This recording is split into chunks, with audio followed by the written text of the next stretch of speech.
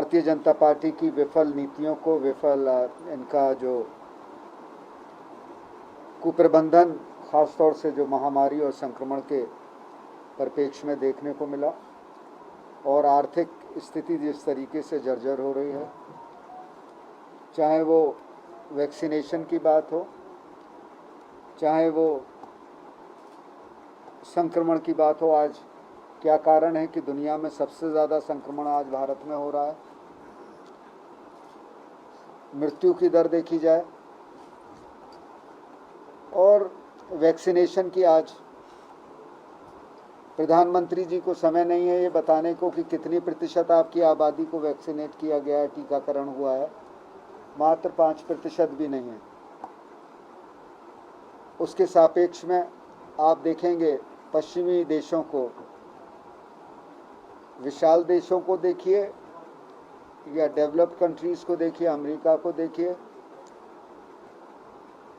Germany को देखिए, Britain को देखिए, इज़राइल को देखिए, साइबेरिया को देखिए, वहाँ मास्क तक हटा दिए गए हैं और 60-70% लोगों का वैक्सीनेशन, टीकाकरण हो गया है।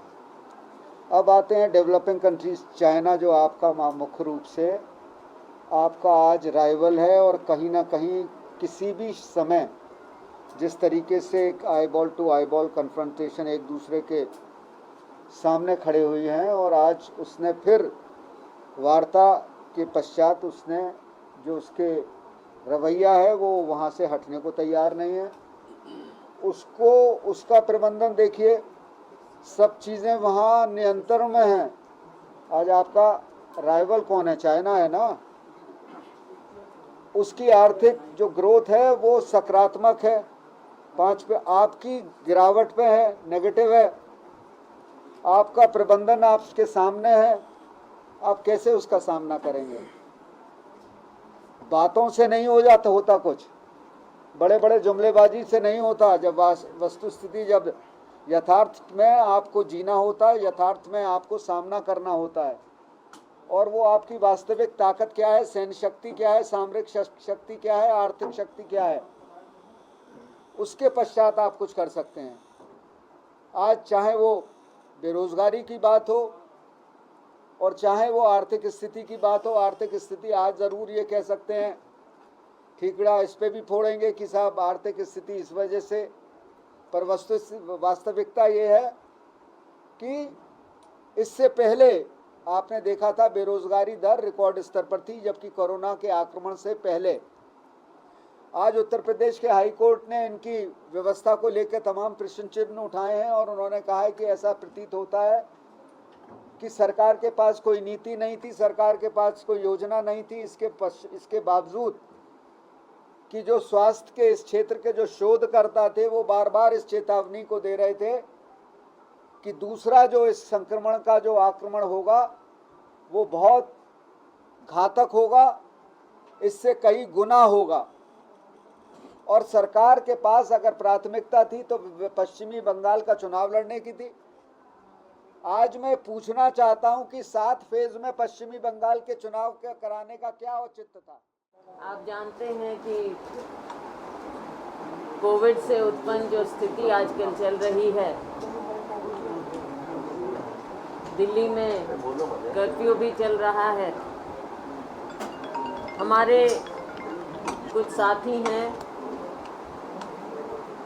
जो आज के दिन परिस्थिति बनी हुई है देश में, प्रदेश में, उसको देखते हुए बहुत से लोग हैं जो कांग्रेस पार्टी में और हमारे नेतृत्व सोनिया जी में, राहुल जी में, प्रियंका जी में आस्था रखते हुए कांग्रेस पार्टी की विचारधारा के साथ जुड़ना चाहते हैं।